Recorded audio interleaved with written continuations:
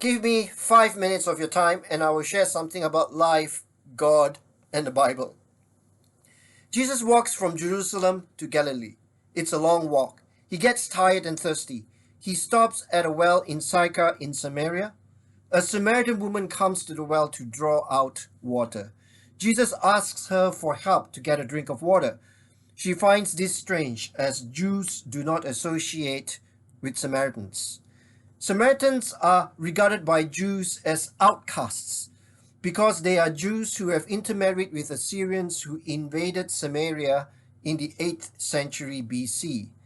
Jesus not only asks this Samaritan woman for help with a drink of water, he also carries on a conversation with her about her past and also her spiritual needs.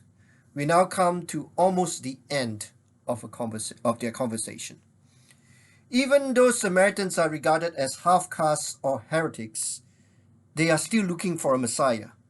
After she sees that she can no longer avoid the issue of her spiritual thirst, the Samaritan woman now brings up the issue of the Messiah. John 4:25-26. The woman said, "I know that Messiah, called Christ, is coming. When he comes, he will explain everything to us." Then Jesus declared, "I, the one speaking to you, am he." The Samaritan woman notices that there is something different about Jesus. Jesus is this Jewish man who is tired and asks for help to get a drink from the well. Then he talks about living water and asks about the husbands she has had in her life. Then he proceeds to say that there will come a time when they do not need to go to Mount Jerusalem or the Samaritan Mount Gerizim to worship God. She believes that the Messiah called Christ will come and explain everything to them, the Samaritans. Then Jesus declared, "I, the one speaking to you, am he."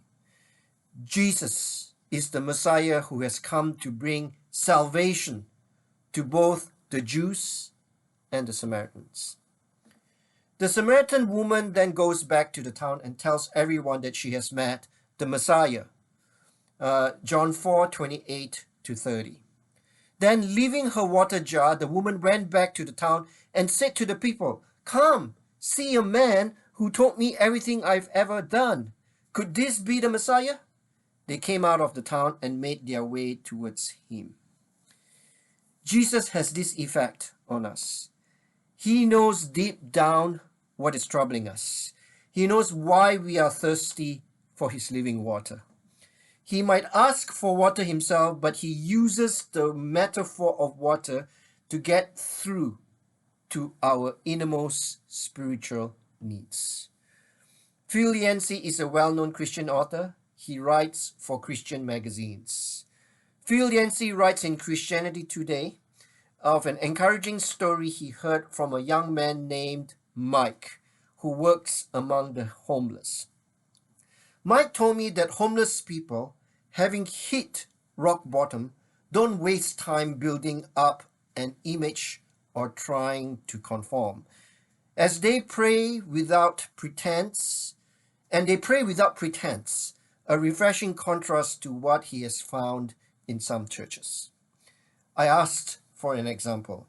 He said, "My friend and I were playing guitars and singing as the deer panteth for the water, when David, a homeless man we knew, started weeping. 'That's what I want, man,' he said. 'I want that water. I'm an alcoholic and I want to be healed.' 'That's what I want, man,' he said. 'I want that water.